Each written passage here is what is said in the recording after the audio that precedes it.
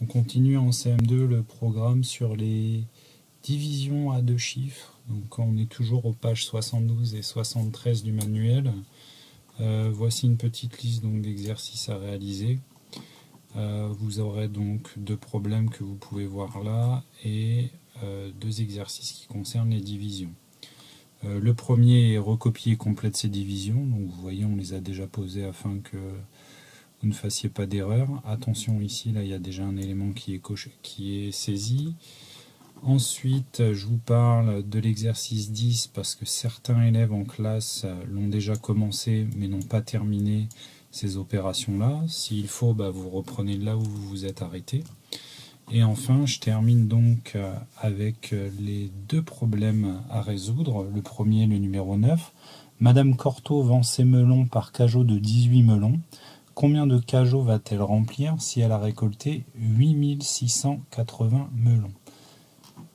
Ensuite, le problème numéro 11. Une association organise une rencontre sportive de 2 jours pour ses 54 adhérents. Le coût total de cette rencontre revient à 8100 €. Combien payera chaque adhérent?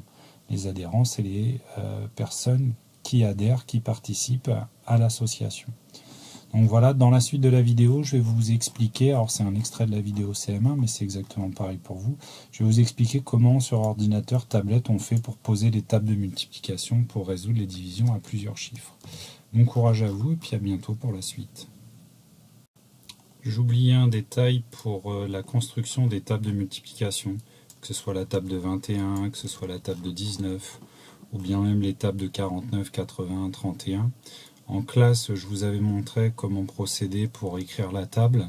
Alors je vous remontre ici en vidéo avec l'exemple d'utilisation d'un tableur. Donc ici en l'occurrence c'est Excel, il en existe bien d'autres sortes.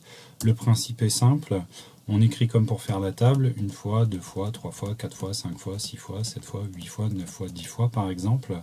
Et ensuite on écrit le nombre par lequel on veut multiplier. Donc là je vais prendre l'exemple de 49 qui est ici. Et je vais le recopier.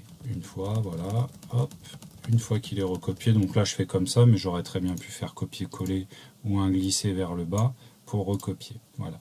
Maintenant je me mets dans la cellule juste à côté, vous voyez, donc là c'est la cellule C1 qui s'appelle, et j'appuie donc sur le symbole égal, et maintenant en fait je suis en mode formule, je vais pouvoir calculer une formule. Donc là, il y en a quelques-unes qui sont affichées.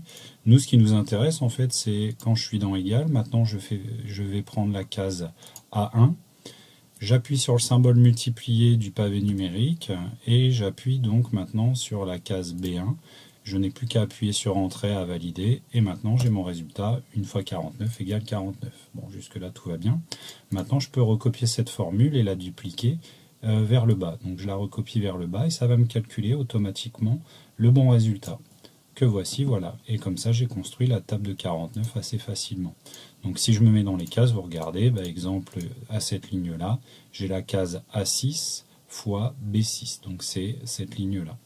Donc ça, c'est une manière de procéder. Après, vous avez une autre technique qui consiste à prendre la calculatrice, à dire j'ai 49, donc 1 fois 49, ça fait 49, plus 49, 2 fois 49, ça fait 98, plus 49, ça fait 3 fois 49, plus 49, ça fait 4 fois 49, et ainsi de suite. Comme ça, vous avez votre table. Voilà, j'espère que ça vous aidera pour pouvoir résoudre vos divisions facilement. Bon courage! Pour terminer votre séance de mathématiques en CM1, je vous propose de vous rendre sur le site internet qui est en description de la vidéo pour travailler les tables à l'envers. Donc là sur le site c'est marqué table inversée, c'est à peu près le même principe de ce qu'on fait.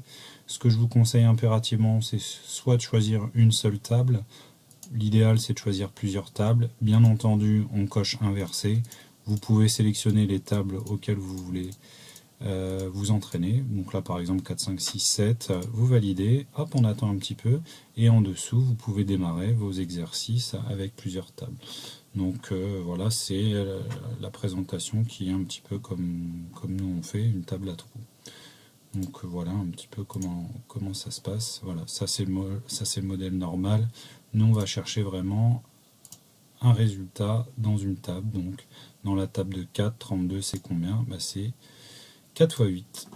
Et ensuite, voilà, ça valide automatiquement et on poursuit comme il faut. pouvez voir aussi qu'il y a un petit défi de rapidité ici. Voilà, amusez-vous bien.